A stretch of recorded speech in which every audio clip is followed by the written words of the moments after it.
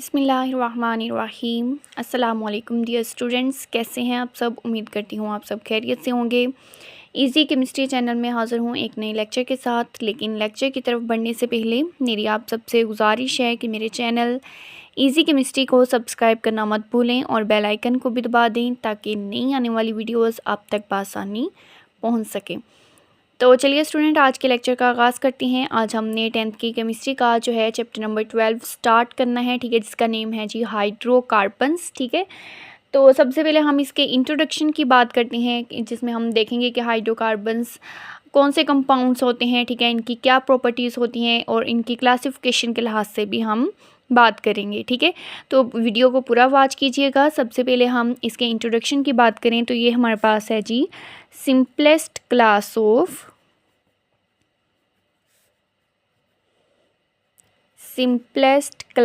Of organic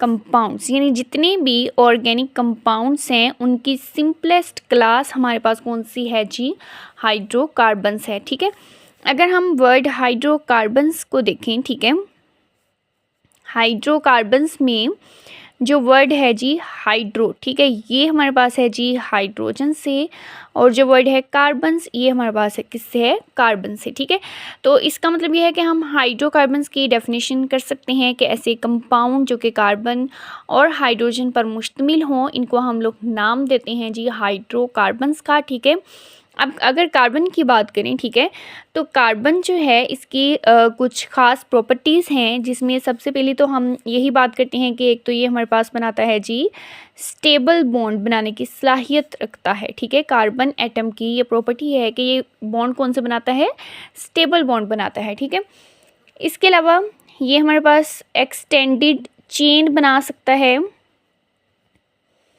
extended chain बना सकता है एटम्स की। ठीक है, और इसकी ये प्रॉपर्टी क्यों होती है, क्योंकि ये होता है जी हमारे पास टेट्रावैलेंट।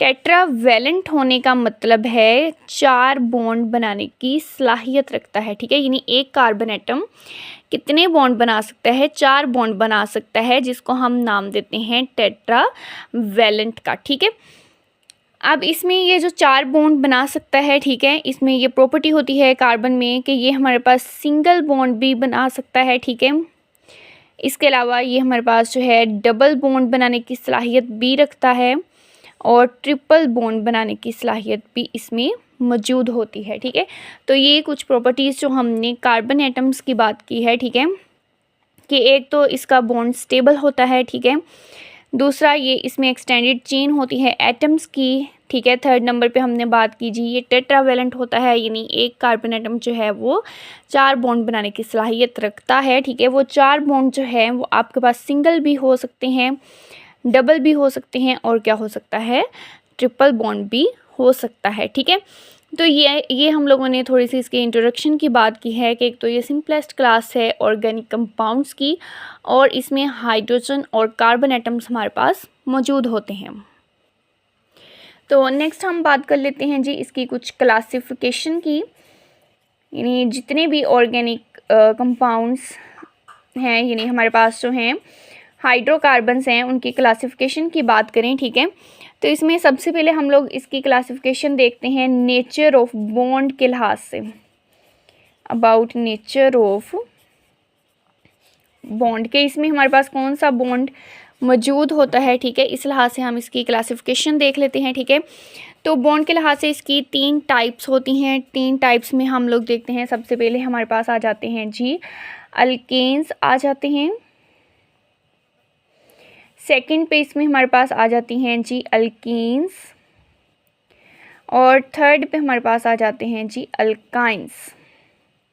ठीक है, यानी बॉन्ड की नेचर के लिहाज से हाइड्रोकार्बन्स जो हैं उनकी 3 टाइप्स हैं, जिसमें से सबसे पहली आती है जी हमारे पास अल्केन्स, सेकंड पे हमारे पास आता है जी अल्कीन्स, और थर्ड पे हम लोग बात करते हैं जी अल्काइंस की। ठीक है, अल्केन्स जो हैं अगर हम इसको देखें तो इसमें हमारे पास होता है जी सिंगल बॉन्ड मौजूद होता है।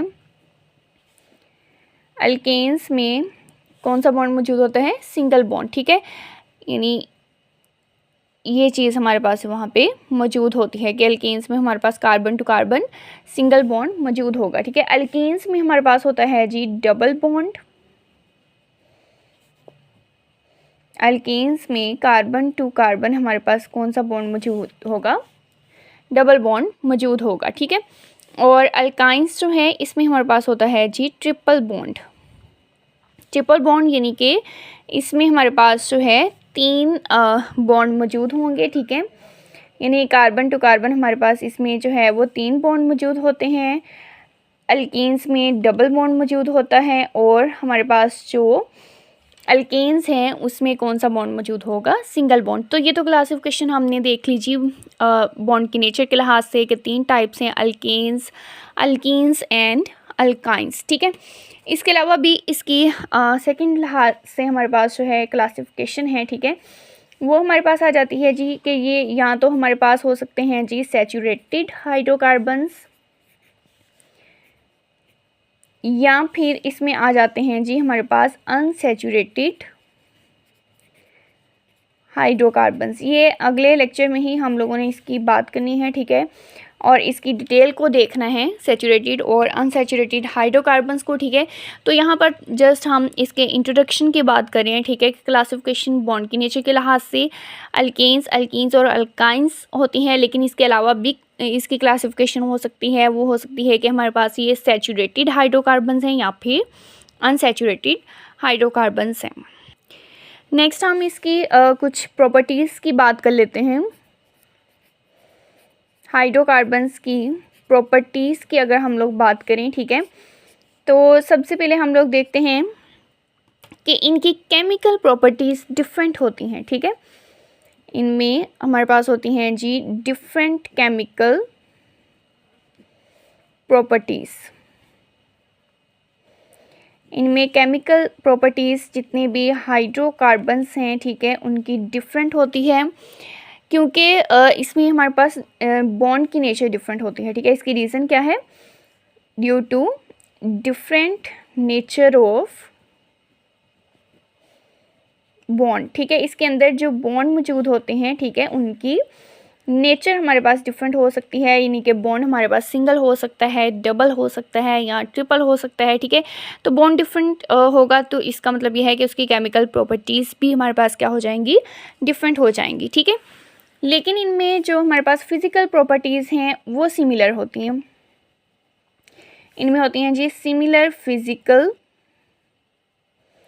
प्रॉपर्टीज़, ठीक है। फिज़िकल प्रॉपर्टीज़ इनकी एक जैसी होती हैं और इनकी फ़िज़िकल प्रॉपर्टीज़ एक जैसी होने की वजह क्या है? क्योंकि इसमें कंपेरेबल इलेक्ट्रोनेगेटिविटीज़ होती हैं। इनमें कंपेरेबल इलेक्ट्रोनेगेटिविटी होती है कार्बन की और हाइड्रोजन की, ठीक है। तो हमने हाइड्रोकार्बन्स की यही बात की थी कि हाइड्रोकार्बन्स जिसमें कार्बन और हाइड्रोजन एटम्स मौजूद होते हैं, ठीक है, तो इसमें कार्बन और हाइड्रोजन की इलेक्ट्रोनेगेटिविटीज़ कंपेरेबल होती हैं, इस वजह से इनकी फ़िज़िकल प्रॉपर्टीज़ हमारे पास क्या होंगी? सेम होंगी, ठीक है। थर्ड प्रॉपर्टी की बात करें तो ये हमारे पास होते हैं जी नॉन पोलर। हाइड्रोकार्बन्स हमारे पास क्या होंगे? नॉन पोलर होते हैं, ठीक है। ये हमारे पास इनसोलेबल होते हैं वाटर में,